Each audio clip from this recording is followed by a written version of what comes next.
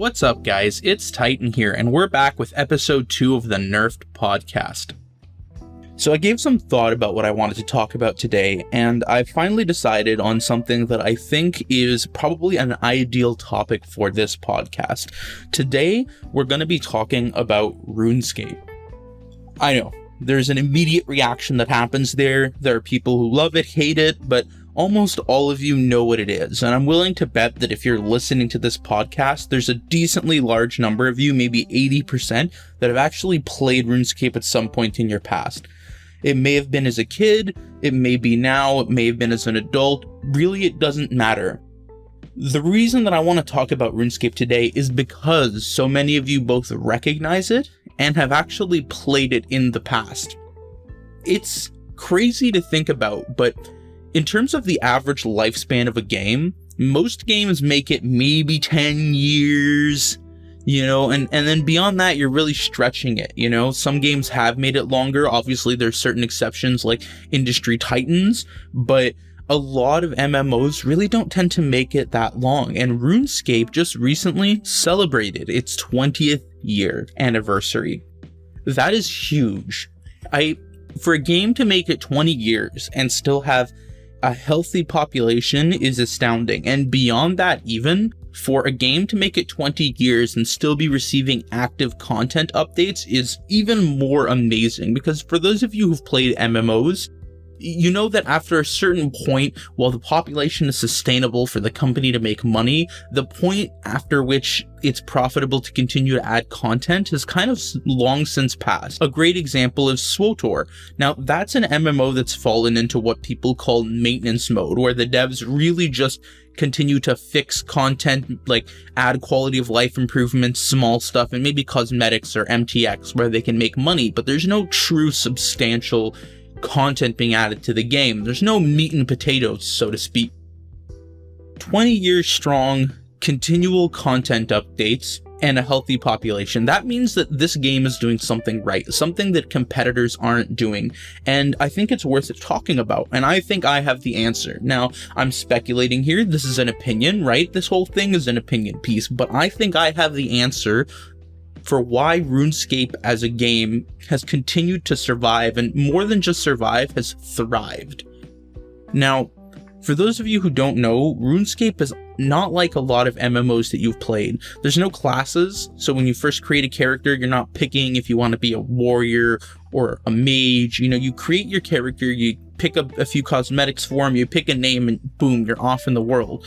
And from there, your character has skills, the same skills that everyone else has access to them, and they all start at level 1, right? So skills are, to just name a couple of interesting ones: Slayer, rune crafting, archaeology, invention, divination, smithing, herb lore.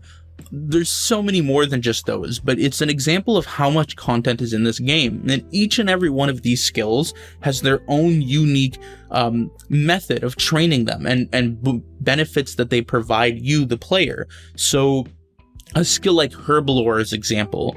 Herb lore has a variety of different ways to train it, a variety of different ways for you to gain experience and level up that skill, and it also provides you a variety of benefits, and not just to the one skill, but to a lot of the other ones, because you can make potions that benefit your combat, or that benefit other potions, or help give you temporary level boosts, or other unique effects, right? So it's a skill that's very interesting and very intertwined with all the others. And that's not just limited to this one skill. In fact, nearly every skill, especially the newer skills, are all intertwined with all of the others. Skills like divination and archaeology and invention have an effect on so many others. And that's kind of one of the things that makes RuneScape so unique and so successful as a title. You as a player don't have to be doing the same thing all the time. Now, what that means is that if we look at a game like World of Warcraft, right? World of Warcraft has a content loop, a gameplay loop that is predictable and can be expected to deliver the same experience nearly every single time you go through it. Now, that can be a good thing or a bad thing. I think it's a good thing because at times, you know what you want. If you just want to log into a game like World of Warcraft, do a dungeon, have some fun, and leave, you know what you're going to expect. But the problem crops up in those games that it's rare you have someone that's played World of Warcraft from the day it was made until today. And the reason is that it's the same thing all the time. It's the same thing, right? So if I log into World of Warcraft today, I haven't personally played since I think the Cataclysm expansion. But if I log in today, I know 2, 3, 4 expansions later that I'm going to be up for more or less the same experience that I had when I was playing the game. Sure, there'll be different gear, different abilities, but the same core gameplay loop. When you're in the game, there's very little opportunity to do much else, and in a lot of MMOs, even crafting skills that you can choose, or professions, if you want to call them that, are very limited in what they offer you. RuneScape, I feel like, on the other hand, offers you so much content, it's almost too much to absorb. There's so much included in the game that no one could ever hope to know everything that's available to you as a player. All the different areas, all the different locations, people you can speak to, different buffs, bonuses, magical items. I think RuneScape captures the idea of having an adventure, and more so than just having an adventure, it captures the essence of having an adventure your way, the way that you want to as a player. And the reason for that is because you can choose to do whatever you want at any point in time. If you decide that you want to be doing some archaeology and excavating, you can. And if you decide that you want to train archaeology, not by repairing relics, but maybe by sifting through soil, that's an option for you. It's much slower, but it's still an option. The same way that there are multiple ways to train woodcutting. Let's say you might decide you want to smack yew trees until you hit level 99, but that'll take a long time. Maybe you want to do ivy because it's more AFK as an option and you have to pay less attention. And that's another thing that RuneScape does. There's usually 2 different styles of training methods that are presented to you as the player. There are what are called active methods and AFK methods. So active methods require a lot of activity. You're sitting in front of the screen, you're staring at it every second, you're engaged and you're active. Now, these usually reward the highest rates of experience, but if you decide that, or more than decide, if you were busy with something else, but you want to make progress anyways, that's something that you can do in RuneScape. You can choose to use an AFK training method where you only have to click on the screen once every, let's say, 4 minutes and continue to receive experience and level up, albeit at a slower rate. And that kind of appeals to a very wide audience. And that, compared with how many options you have for skilling, not just the amount of skills, but also the ways you can train them, means that RuneScape appeals to everyone.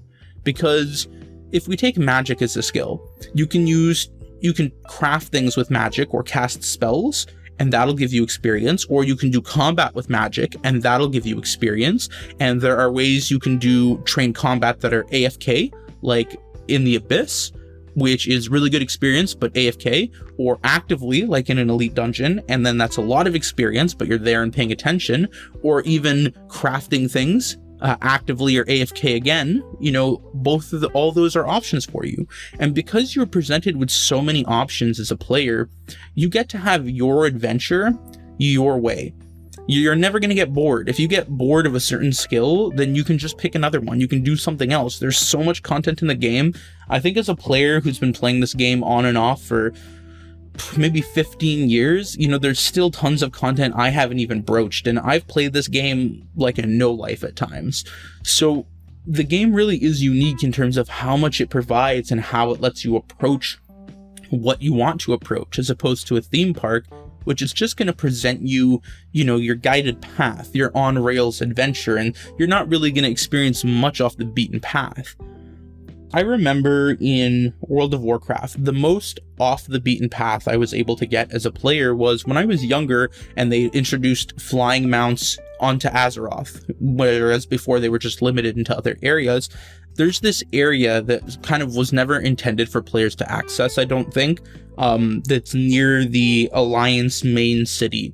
And it's kind of like this waterfall area that's just like up and on the right of the city. And it was really cool that I could go there with a flying mount because I don't think it was intended and people weren't really there. So me and some friends would just hang out and chill there.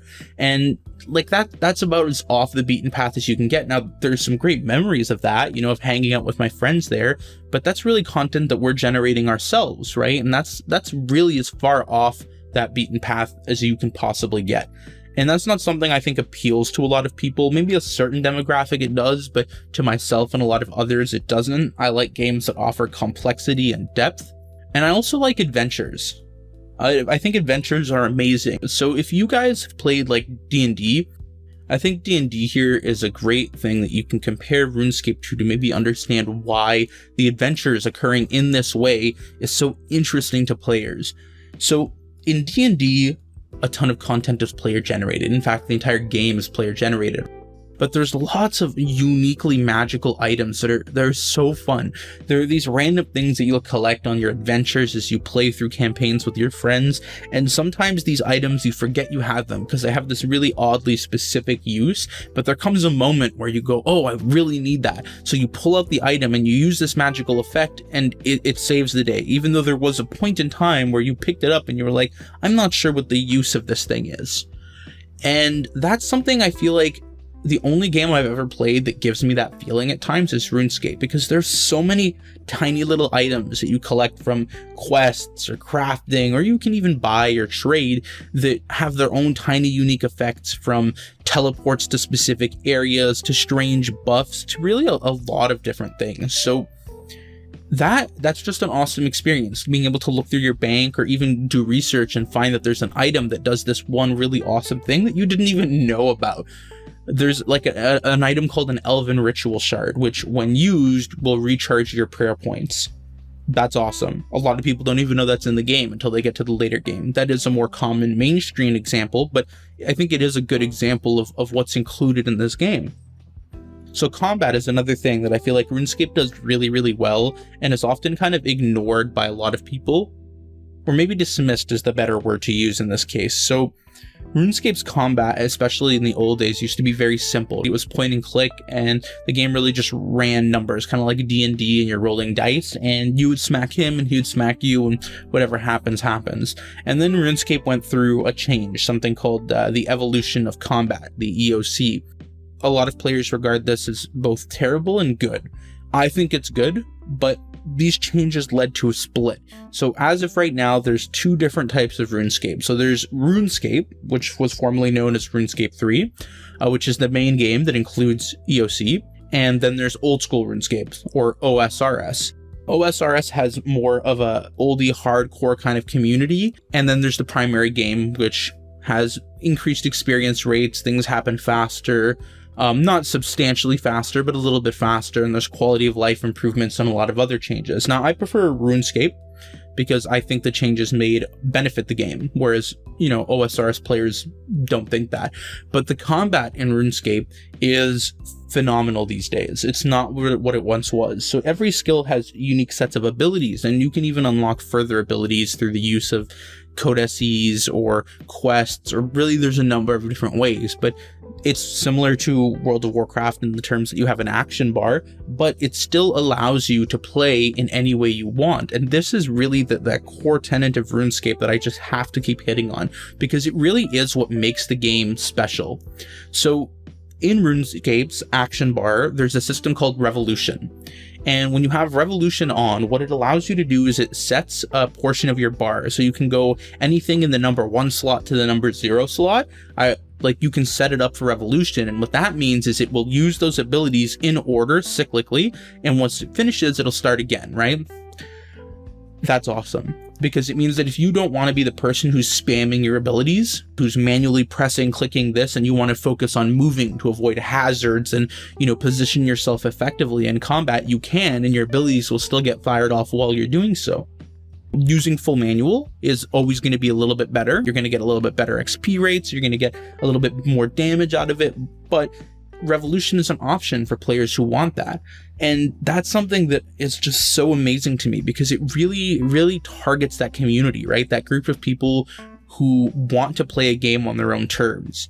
I think if I had to pick a tagline for RuneScape, and it kind of shocks me that they haven't done this, but if I had to choose their tagline, it would be your adventure, your way. Because that's really RuneScape. And that's going to be the name of this episode of the podcast, because RuneScape really is your adventure, your way.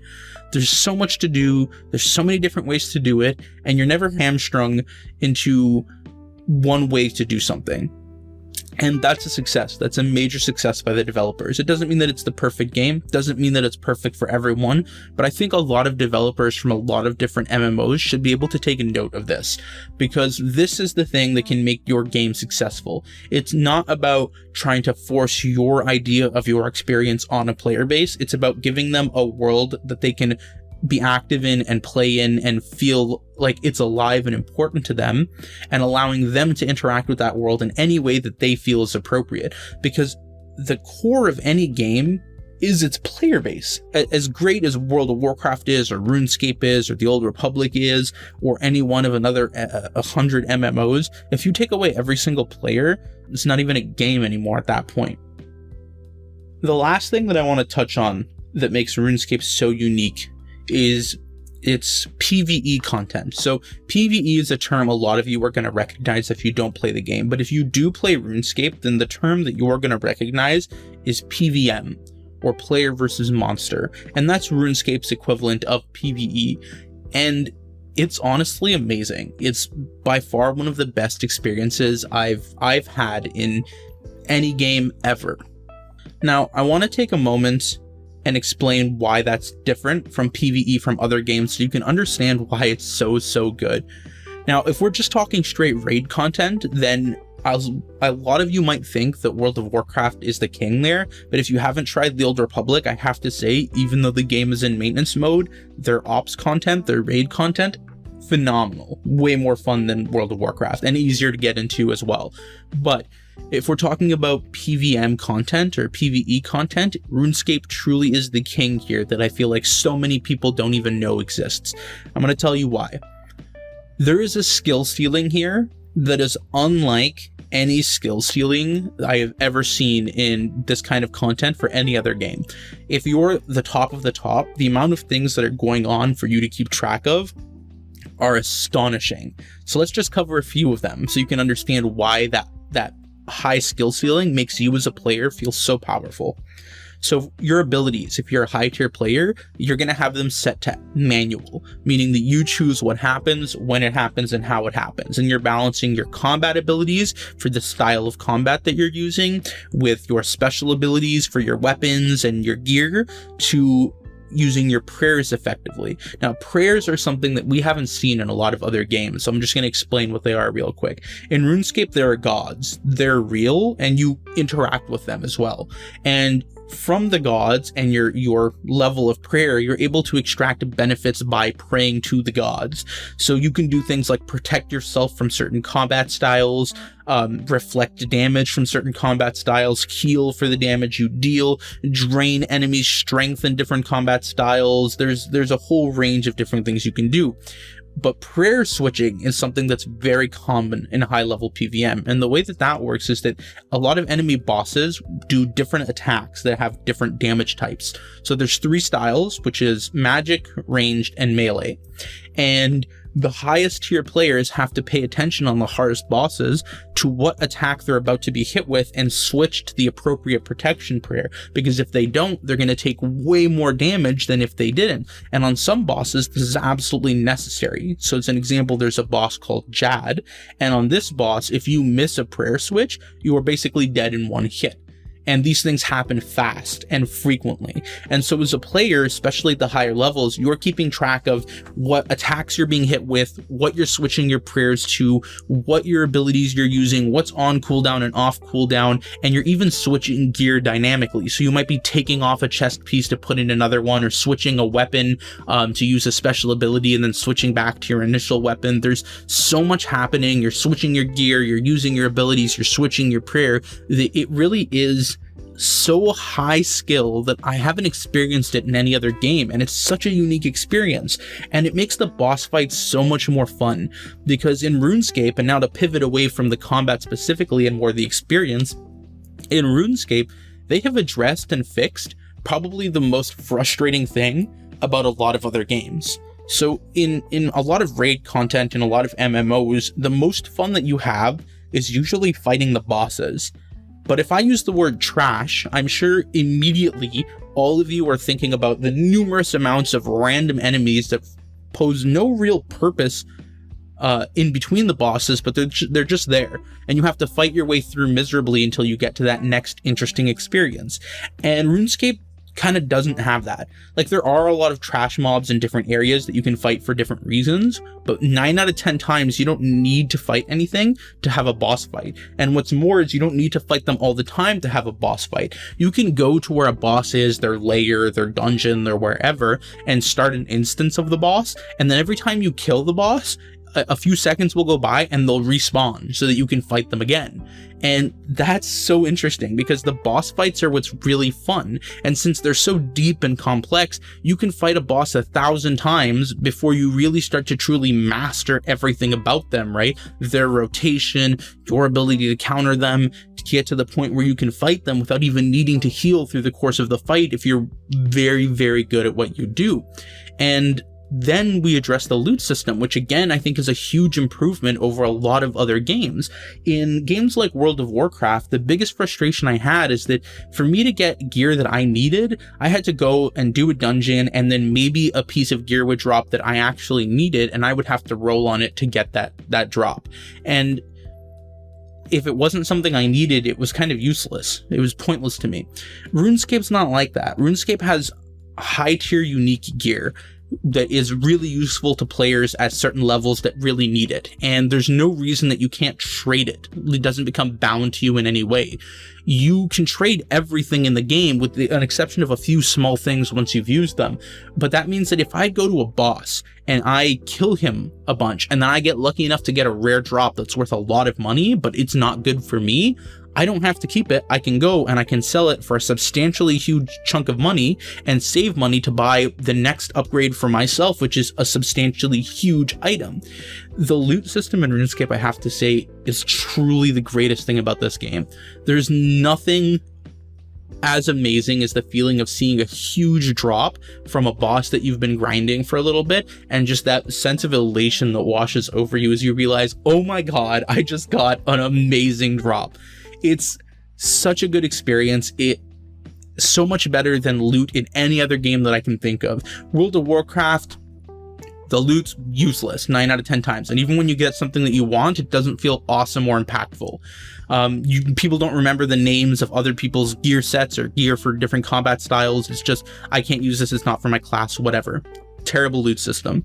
Games like Path of Exile or Torchlight or Grim Dawn, good games, but the loot system, different problem. There's so much random garbage loot that you're always upgrading, and again, nothing ultimately feels special to you. Nothing is unique.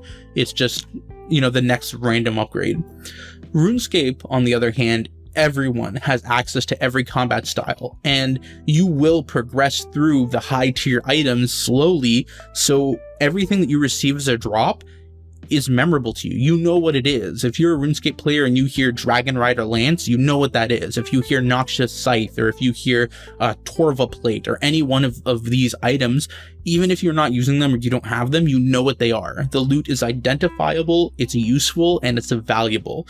So it just feeds this economy in the game, this ever growing, ever chugging along economy of valuable items, and it pushes forward PVM content to the point where there is this thing called the PVM Hub, War's Retreat, where you can just teleport to a boss instance, right? You can just, any boss that you've killed in the past, you can attune a portal for some money and you can teleport straight to them.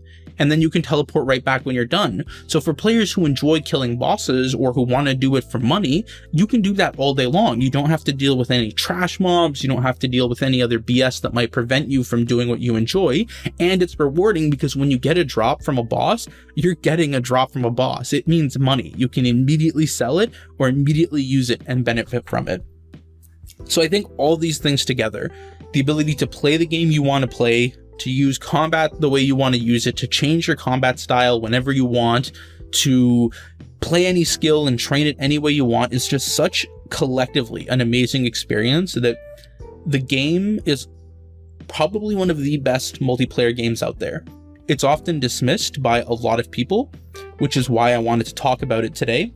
But it's a game that's worth playing, and at the higher levels, it's a game that creates really memorable experiences. That doesn't mean it's not without its flaws. It definitely has a lot of flaws. Probably one of the bigger ones is your ability to actually do content with other players doesn't exist at the lower end. So when you're a new player, you're kind of going really solo. There's not much you're doing with other people. But at the higher end, the game truly shines. It's something special. It's something to be remembered. And if you have the opportunity to try it, you definitely should, because honestly, it's an amazing experience and I'd recommend it 10 out of 10 times. That's all I've got for you today, guys. Thank you so much if you've made it to the end of episode 2 of the Nerfed Podcast. If you guys have any questions, if you guys have any comments, if you guys want to join the community and get active, please don't hesitate to join the Discord. You'll find the link in the description. And if you're at all interested in more content like this, you can also check out my YouTube channel. So that's Codex Review. You'll find a link to that as well in the podcast episode, or you can just search for it on YouTube. I hope you guys have a great day. Until next time.